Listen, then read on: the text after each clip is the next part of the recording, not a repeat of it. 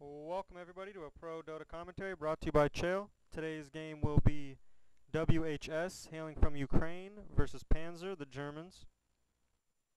Today's game is from the ARG League 15. This is a best of 3 series. I believe this is game 1. And they are getting into their picks and bans now, so I will go ahead and jump into that. The first ban was by Panzer. They chose to ban out the Shadow Demon. The Shadow Demon's a really high-powered hero. His gank ability is off the charts. He's pretty damn strong in lane 2 with his poison. And then we get into WHS's first ban, which is the Invoker and the Ancient Apparition. You know, Invoker's an extremely strong hero, 10 skills, extremely strong, laner, incredibly important in team fights. Just really strong hero. Then we have the AA and Prophet bans coming out. AA and Prophet are such good gankers. AA's ability to gank with his ultimate, just being able to globally go around the map, as well as Prophet being able to globally jump into ganks, as well as when he trees, they believe it's 5 seconds total at level 4, 5.25 seconds, I believe. That gives more than enough time for the AA to throw that ulti over to wherever he's going and to be able to land that very easily. And then we see two more extremely good laning heroes from Panzer being banned. They ban out the Broodmother and the Lich. The Lich does such a good job in lane of making sure your carry gets farm and levels and keeping the creep equilibrium on your side. He uses his Dark Ritual to ban out 2 creeps in the first creep wave, and as well as being a effective teamfight hero and being able to throw out the Frost Armor as well as his ultimate. Just Chain Frost bouncing all over the place, doing a ton of damage. And then we have the Windrunner first pick coming out from WHS. Windrunner is a very vague first pick. It really doesn't say we're going to do this or we're going to do that, as Windrunner can do everything. You could throw Windrunner in a tri lane, you could throw Windrunner in the long lane, you could throw Windrunner in solo middle.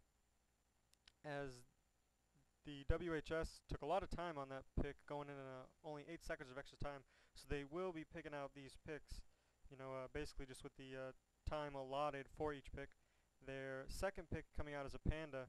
Now that gives away a little bit more about what their strategy is going to be, as Panda's main ability is he's an incredibly good teamfight hero.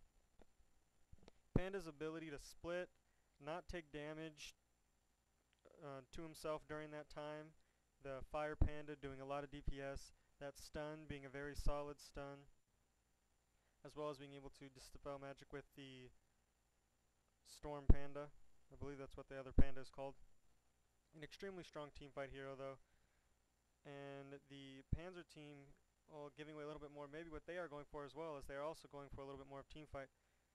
Venomancer could fit into a counter push strategy, although I don't believe that's what WHS is going to be going for.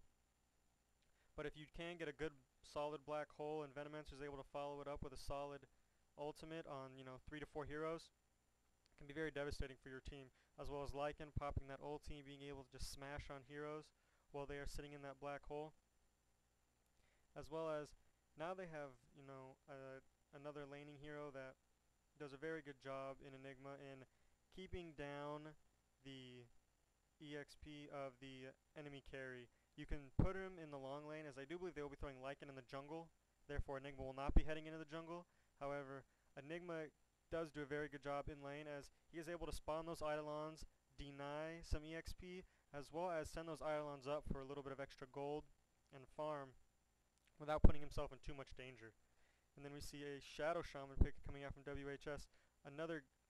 He's a good pushing hero, but he's also a pretty damn good teamfight hero. His Ether Shock does a good amount of damage in a pretty good AoE. His Hex is an extremely strong spell. If Lycan does not get up an early BKB, it can be a world of trouble for him with this Shadow Shaman being able to, I believe the Shadow Shaman all by himself has, almost 7 seconds of, total stun time between his Shackle and his Hex. So we will more than likely see this Lycan be going for a very early BKB, rushing that BKB, and the second he gets that BKB, just probably running into teamfights and just, DPSing that Rasta down immediately. Then we see a band coming out from Panzer, a support hero in the Crystal Maiden. Now this, I believe, is basically just not wanting the Panda to be able to keep his mana up. One of the problems with the Panda is he does have a very low mana pool. He basically has 1 to 2 stomps and then he's about done. However, if you do have a Crystal Maiden on his team, he can stomp, wait, 30 seconds, and then his mana will damn near be up to full if the Crystal Maiden does choose to go that aura route, which I think she might have if they would have picked her up for that Panda. And then we see a Weaver band coming out from Panzer, as Weaver is, he's a good carry hero. He is very difficult to, chase out, and he is one of the heroes, one of the carries that can run away from Lycan mid-game. He is able to juke with his Sakuchi, as well as using time-lapse, having 2 lives. He's very difficult to bring down, more than other heroes would be for Lycan. Like, say, if they chose to go a Spectre, if they chose to go a Void or something like that. During the middle part of the game, Lycan will really be able to have the advantage there. Whereas for Weaver, he still has an advantage over the Weaver. However, the Weaver, like I said, is going to be much more difficult to gank out. And then we see a Pugna pick coming out from Panzer. Pugna is a strong. He will be going solo mid. Pugna is a strong solo mid hero.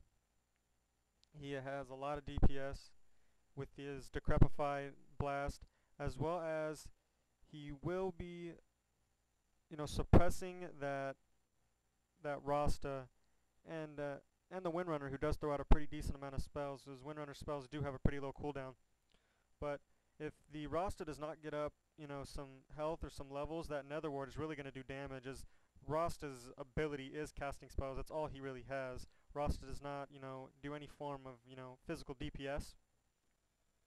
And therefore, it will be pretty detrimental to him if he's not able to, get his health up, and that ward is able to, bring him down to about half health. By that time, Lycan's just going to run in and demolish.